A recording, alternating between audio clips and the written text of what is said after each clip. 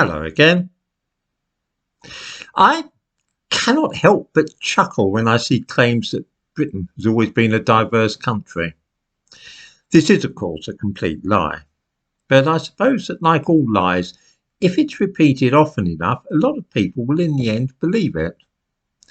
Young people, especially, whose memories do not date back beyond Tony Blair's premiership, seem to accept unquestioningly that diversity built Britain, the slogan found on a 50p piece which was released in 2020. I love this slogan. Like all good political slogans, it looks very direct and straightforward, but on closer examination means absolutely nothing at all.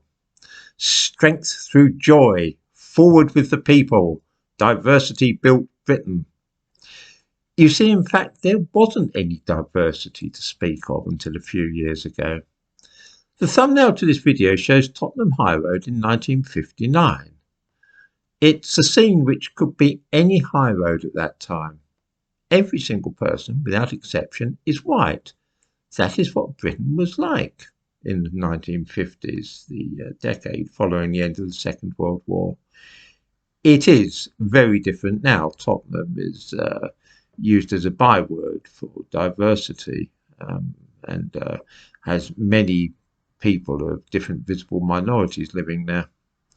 There are so many television programmes and films made these days set in Britain's supposed past that it is honestly a little disconcerting to look now at the real images of that time and see that in scene after scene, film after film, there's not a single black or Asian person to be seen.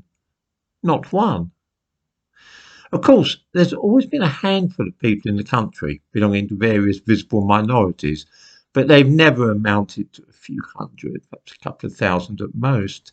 There used to be a Chinese community in London's Limehouse, for example, and some areas around docks in London, Liverpool and Cardiff had boarding houses where black sailors would stay between voyages.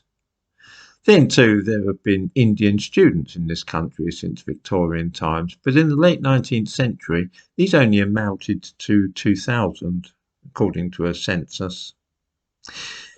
This has always been an entirely white nation, with a few visitors of other ethnicities.